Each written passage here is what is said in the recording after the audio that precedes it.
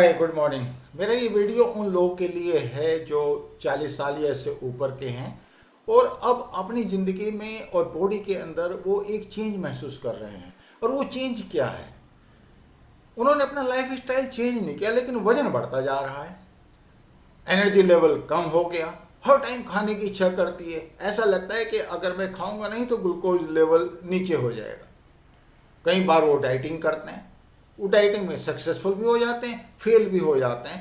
एक erratic C sequence चलती रहती है, कभी डाइटिंग कभी कंपल्सिव ईटिंग और वजन बढ़ता जा रहा है। अगर आप ब्लड टेस्ट कराते हैं तो अभी आप प्री डायबिटिक स्टेज में नहीं पहुंचे, लेकिन लगता है कि जैसे जैसे एज बढ़ेगी तो आप प्री डायबिटिक और फिर डायबिटिक भी हो जाओगे।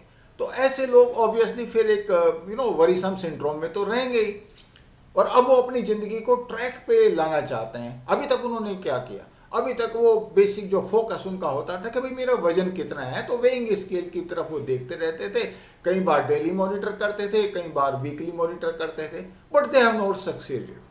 नाउ जो लेटेस्ट कंसेप्ट ये कहता है कि आप वेइंग स्केल की तरफ मत देखिए, आप घड़ी की तरफ देखिए कि आप किस टाइम पे खाते हैं और टोटल आपकी ईटिंग विंडो क्या है। तो आफ्टर ऑल ये देखिए, आपकी ईटिंग विंडो है 24 घंटे में से फॉर एग्जांपल 12 घंटे की ईटिंग विंडो और 12 घंटे की नॉन ईटिंग विंडो, सिंपल। अब ईटिंग विंडो के टाइम पे आपने खाना खाना है, तो जब आप खाना खाते हैं तो क्या होगा? खाना जब आप खाएंगे तो सिंपल सी बात है, आपका ग्लूकोज लेवल ऊपर जाएगा।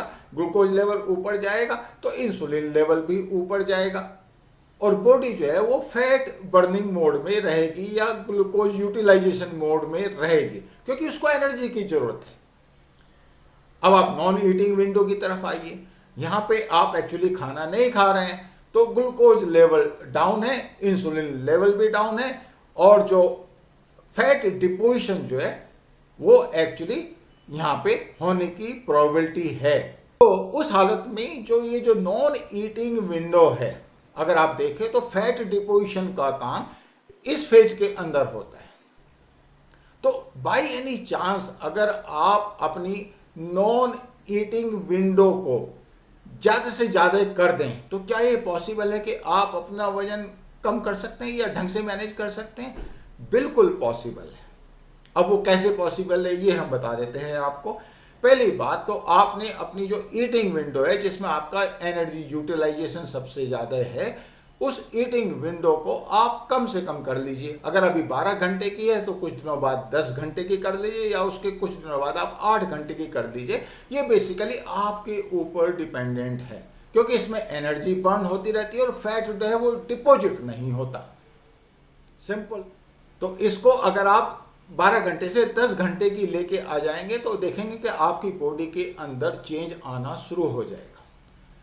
अगर बाई एनी चांस आपको और भी ज़्यादा कम करना है अपना वजन, of course in consultation with your family physician और हेल्थ एडवाइजर, तो उस हालत में आप ईटिंग विंडो को और कम कर लीजिए। अब खास बात आपने इसमें नोट की, इसमें आपका कोई कैलोरी रेस्ट्रिक्शन अभी तक नहीं आया।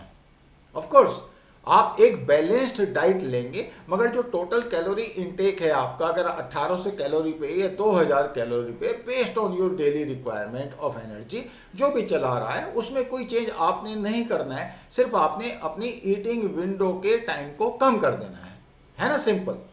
अब इसमें प्रॉब्लम क्या आने वाली है? प्रॉब्लम ये आने वाली है कि आपकी जो पहले आदत पड़ चुकी वो आदत को चेंज करना मुश्किल है। लेकिन इम्पॉसिबल है क्या? नहीं, इम्पॉसिबल बिल्कुल नहीं है। और ये कैसे पॉसिबल है? आप इसको स्लोली एंड स्लोली चेंज कीजिए।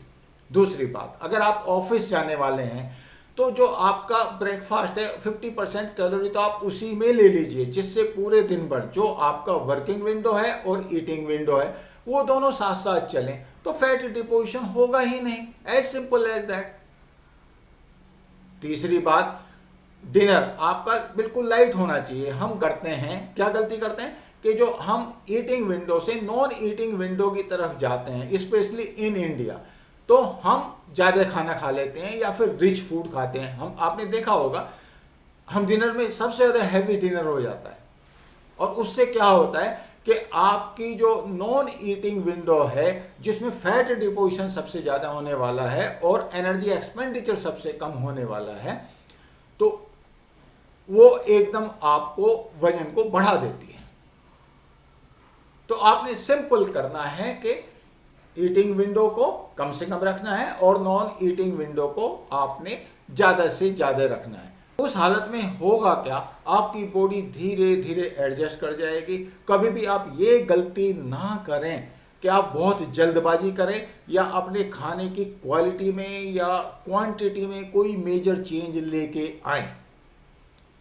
डिनर आपने हमेशा हल्का करना है। अच्छा, कई बार ऐसा हो जाता है कि सोशल रिक्वायरमेंट हो जाती है। फॉर एग्जाम्पल, आप किसी की बर्थडे पार्टी अटेंड करने जा रहे हैं, तो वहाँ पे नेचुरली आपको कार्बोहाइड्रेट रिच फूड मिलेगा, केक, पेस्ट्रीज, मिठाई एंड ऑल दैट। तो आपको थोड़ा सा वहाँ पे अपनी कैलोरी इनटेक पे भी ध्यान देना पड़ेगा, है ना, सिंपल।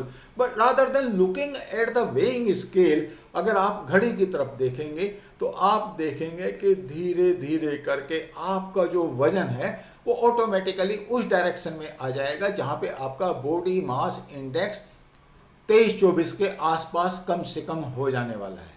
और इसमें बहुत ज़्यादा कॉम्प्लेक्सिटी नहीं है। एक पॉइंट और, अगर बाई एनी चांस आपको डिनर कहीं करना पड़ रहा है तो उस हालत में लो ग्लाइसेमिक इंडेक्स वाले खाने अगर आप खाएंगे ना, तो आप देखेंगे कि आपकी बहुत बड़ी हेल्प होगी। तो उसमें फैट डिपोजिशन सबसे कम होता है। तो आप देखेंगे कि टाइम रेस्ट्रिक्टेड ईटिंग का आपकी बॉडी को बहुत ज़्यादा एडवांटेज होने वाला है। आपकी क्वालिटी ऑफ लाइफ चेंज हो जाएगी। पूरी आपकी जो बायोलॉजिकल क्लॉक है वो रिदम में आ जाएगी।